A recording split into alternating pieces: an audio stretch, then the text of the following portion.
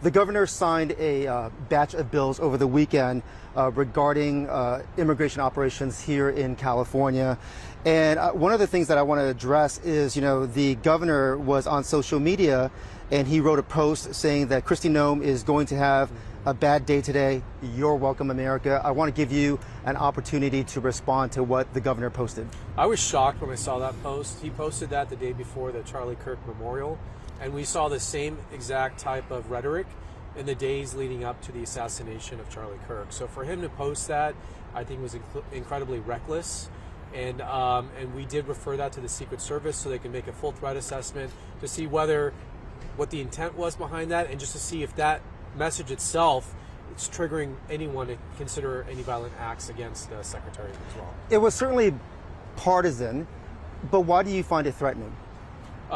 Again, you have to consider the climate we're in. We had probably the most significant assassination in American history since the 60s. And it's the same type of comments that were made about Charlie Kirk having a bad day on that college campus ahead of his assassination.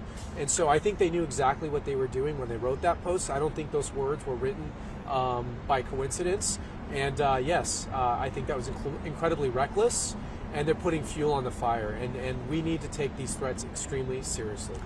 He certainly did that because he signed a batch of bills over the weekend addressing how immigration operations or law enforcement is to respond to operations.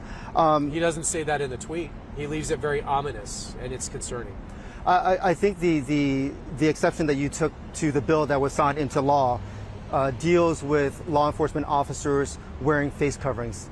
Is that fair to say? Yeah, they signed a bill purporting to outlaw face masks for law enforcement officers, except for CHP, which happens to be the police force that protects the governor. Let me ask you this. So will this new law significantly interfere with law enforcement agents and their ability to do their jobs? And if so, how? No, because we're not going to follow it. The law has no force or effect on federal agencies. The state of California has no jurisdiction to regulate anything that we do in the federal government, and I've instructed our agents to disregard it. So we will continue doing our operations as we have been doing them. The reason the officers wear face masks is because you have radical people, left-wing extremists who are trying to dox and intimidate and harass and follow and stalk our agents to keep them from doing their job, which is immigration enforcement. How many doxing cases have you documented? We have documented, and in fact, we are getting ready to file a doxing case today. So we have seen numerous very dangerous. We had one individual follow an agent to their home from the courthouse and harass them and live streamed it. You're going to hear more about that later this week. So you're saying you're filing a case. Is it just one case or more than one case? No, you go online. There's websites where they aggregate data and pictures of law enforcement, and they use facial recognition, and they're using it to ID them. There's all kinds of, you can just Google it. You can see how many events there have been where people have tried to intimidate and dox federal agents. For years, federal agents have done their jobs without having to wear a mask. Yeah. Why has this changed in your view? Because the left-wing extremists and the Antifa types have increased their threats and assaults and attacks on our federal agents.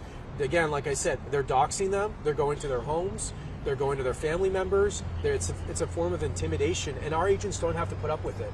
They're not elected officials. They're not in the political game. They signed up to defend our communities, and they don't have to put up with being doxed, and they're going to continue to use face coverings. Why isn't the governor and the mayor more worried about people like Antifa who are covering their face committing crimes? They seem to care nothing about that. They're more worried about protecting criminal illegal immigrants, and that's a disgrace. You bring up Antifa, but is Antifa really an organized organization? Quite frankly, I don't see Antifa, anywhere other than during, demonstrations. It's an ideology, and you've got a big following. And we could show you some Antifa folks who hang out at some of our federal buildings who harass our employees on almost a daily basis. And you see them show up to crowds. They're the ones that instigate fights. They're the ones that do the assaults. They're the ones that do vandalism. It is an ideology, and you have a big contingent of left-wing extremists who subscribe to it, and they're very dangerous, and they're very reckless. But the governor, again, doesn't care about it. In the case that you're going to file, you said today, give me some details. I mean, was there physical contact, or was it just verbal abuse? Was it harassment? What happened? Yeah, there's actually two different cases. One case, an individual who was on pretrial release for an assault followed an agent from the courthouse to their home and began to accost and harass the agent at their home. There's another case where a neighbor identified the person as an ICE agent, and they put their information online, which was very dangerous as well. So those are the types of facts that we're seeing. And again, you can go online. There's websites dedicated to doxing agents. Why do they need to know the personal information of the agent? The agents are identified. They have a badge. They're in uniform. That's not what this is about. They know these are federal agents. This is about intimidation and harassment because they can't get their way. They try to sue us, that lost in the courts. They can't get Congress to change the laws. We're not going to stop enforcing immigration laws. And so what they're resorting to is extremism and intimidation to try to get the agents to not do their jobs. And that's not going to happen either. You know, I hear what you're saying, but both of us grew up here in Southern California. We know the CHP well. Other than COVID, CHP officers don't wear face coverings. Right across the street, the Sheriff's Department has a YouTube video that says this is what's in our uniform, and while on duty, deputies don't wear face coverings. So why is it different for federal agents? They're not doing immigration enforcement. We are. And the mayor, the governor, city officials, these NGOs, Antifa, all these people have declared war against the federal government and ICE, and because they do not want the immigration laws enforced. That's what this is all about. We've had millions of illegal immigrants come into our country. We're now removing them. They don't want that to happen. Why? You got to ask them that. We have some theories why, but this is what the people voted for, and this is what's going to happen whether they like it or not. You mentioned the enforcement of federal laws. Yes. Your agency has moved to dismiss the charges against Alejandro Arellano, who was accused of allegedly giving face shields to protesters. Why, dismiss his case at this point? Because you and I talked about this, to great extent after he was arrested. What's the change now? It was dismissed without prejudice, and it's an ongoing investigation, and I'm not going to talk about it. Another case that I'm hoping to talk to you about happened over the weekend. 48-year-old Angel Minguela Palacios. He was arrested a few weeks ago, about a month ago, in Little Tokyo. He's the strawberry delivery person. He was arrested during a news conference that the governor held, and he's out on bond right now, $1,500. What we haven't heard are the charges against him. What was he charged with in that arrest? I honestly, I don't know that specific case. I'm happy to find out. Okay. I'll get you an answer. I don't know the specifics of the case. Was he arrested by us or on immigration charges? He was arrested by Customs Border Patrol. So it might be administrative, not criminal. Gotcha. Yeah. I think. So I will tell you, they're focusing right now on people with final deportation orders, or if people who possess some sort of safety threats. So I don't know if he had a final deportation order. I don't know the facts. We have to look into it. Fair enough. What he does claim is that he was held at a facility in Arizona where he was made to sleep on the ground on concrete. Would you like an opportunity? Is he here lawfully? He is violating a tourist visa. Okay, so he's here unlawfully, and he's being deported. And so I would recommend individuals in his position self-deport so they don't have to go through this process. But as a human being, though, I understand what you're saying in terms of him being here unlawfully. Yeah. But doesn't he deserve a bed? I don't know the details. I can't imagine he doesn't have access to a bed. I can't imagine it. Okay. Well, look, we've had members of Congress. They're auditing. Members of Congress can go in there. They've appropriated more money to build these facilities, but you can see we're trying to build more facilities so we can have better accommodations in Florida and elsewhere, and we get met with lawsuits to try to stop it. So you can see it's a concerted, ongoing effort to try to hamstring the government from being able to do immigration enforcement. They should get out of our way. Let us build the beds. Let us build the facilities. Let us help people get removed expeditiously. We can do expedited removals and get them back in our countries quickly. But we're being met with resistance at every level. Let's talk about something that is in your wheelhouse.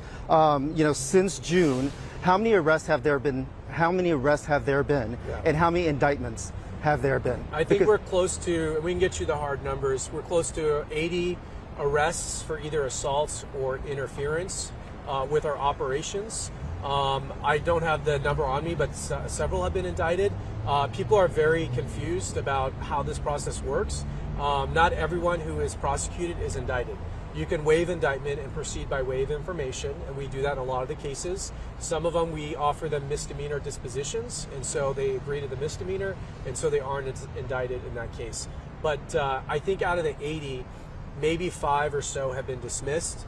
And like I said, there's many reasons that may happen. Maybe we reevaluate the evidence. Maybe we need to conduct additional investigation. But everything's been dismissed without prejudice, meaning we can refile it. But there's a misconception that if there's an arrest, that there's going to be an indictment in every case. That's not how this works. But look, critics of this administration have quoted the president, have quoted the Secretary of Homeland Security saying that the worst of the worst have been arrested, and then you hear these sort of misdemeanor charges. Doesn't that kind of add to the lack of faith in this institution then? But you're conflating two different things. They're talking about immigration enforcement. We're talking about violating federal law. These are U.S. citizens who are, most of them are U.S. citizens, surprisingly, who are assaulting agents out there doing their job, or they're interfering or getting in the way of us conducting our operations. So those don't have anything to do with each other. And there's a misconception that we don't arrest U.S. citizens. We do arrest U.S. citizens when they violate federal law. So those people we're talking about are committing assaults on agents. They're not being arrested for immigration violations. If they are committing assaults, how many agents have been injured? We've had agents get injured. They've been bitten, they've been injured. There was one that was hit with a rock. He had to have surgery on his arm. There's been a lot of injuries. Assaults are up over 1,000% on our agents. There are injuries, but not every case has an injury, but there are cases with injuries. It doesn't matter. The law doesn't require you to injure the agent. If you put your hands on an agent, you will go to jail, and we will charge you. Do you have any idea as to like how many agents have gone on disability because of their injuries? I don't have that number. Okay.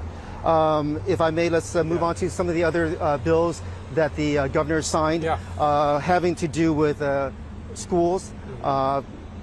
In terms of notifying parents when federal agents show up, sharing private information about patients at hospitals. Do you plan to appeal those laws that were signed over the weekend? No, because we don't rely on the state to give us anything. The state doesn't give us any information. When we're going out doing our operations, we have our own information that we rely on, and we're going to go anywhere and everywhere. If we have information that there's someone dangerous on a school or someone dangerous in a hospital, we're going to go get them. And if they get in our way, we'll arrest them. And last question, if I may, we kind of touched on the indictments and the convictions and stuff. Critics of this administration will say that, your batting average isn't all that high when you're talking about 80 arrests and 5 dismissals. What would you like to say when people are saying you're showing this show of force and you're not getting a lot of juice out of the squeeze? Well, I think there's 80 people that would disagree with you who have spent over a night, more than a night in jail on arrest charges and now facing federal prosecution. So we're very happy with our rates, and we'll continue to charge cases. Look, we've only had one case go to trial out of everything we've charged, so these cases are just getting going. Everyone that we've wanted indicted has been indicted, I can assure you. Thank you, sir. I appreciate it. Yeah, no problem.